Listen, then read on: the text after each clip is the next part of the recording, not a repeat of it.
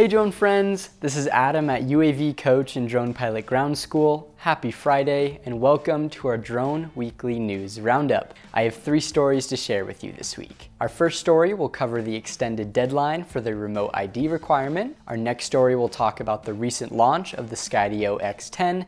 And finally, we'll show you how a drone helped save some puppies. Also, here are some job listings in the drone industry this week for anyone interested. EnviroScience Incorporated is looking for an ecological restoration drone pilot in Stow, Ohio.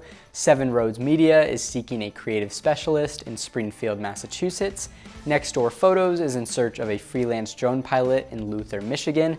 And the University of Maryland is hiring a UAS operator in College Park, Maryland. With that said, let's fly in. The FAA's remote ID requirement was supposed to go into effect last Saturday, September 16th. However, this past week, the FAA extended the deadline by 6 months, pushing it back to March 16th, 2024. It seems that the main reason for the delay was that many pilots were saying that they wouldn't be able to obtain the necessary modules in time. So now, starting in 6 months, any drone you fly, except those weighing less than 0.55 pounds, will have to be capable of transmitting identifying information, including the drone's ID, location and altitude, and velocity. Unless you're flying in a specific FAA-recognized identification area, or FRIA, you'll need to make sure you're compliant by either using a drone with standard remote ID or attaching a remote ID broadcast module to your drone. But don't worry, if you're not compliant yet, the extension will give you some breathing room to make sure you can be compliant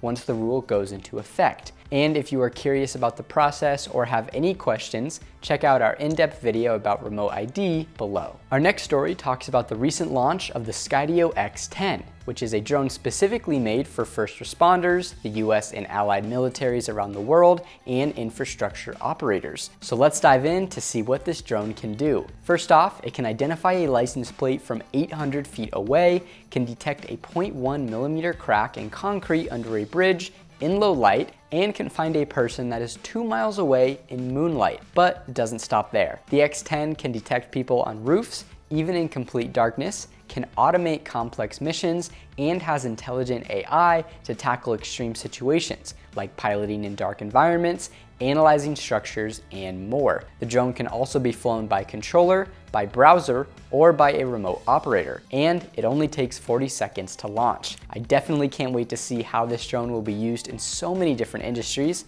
and how other companies will respond. And last but definitely not least, we have a story about drones and puppies. Recently, law enforcement from the Ashland County Sheriff's Office used a drone to find the location of 2 suspects accused of stealing puppies. The puppies were 4 French bulldogs valued at an estimated $11,000. The suspects had fled into a cornfield, but the drone helped identify their location in a mere 30 minutes. Fortunately, the puppies were unharmed and were returned to their owner. All right, that's all we have for this week. As always, check out the links below to read more about each story. Also, show us some love by subscribing to our channel and liking this video. And now I'll pass it off to you. What do you think about the remote ID deadline extension? And what about the new Skydio X10? Comment down below. I'd love to hear your thoughts. I hope you all have a great weekend. And to all of our drone pilots out there, blue skies and safe flying.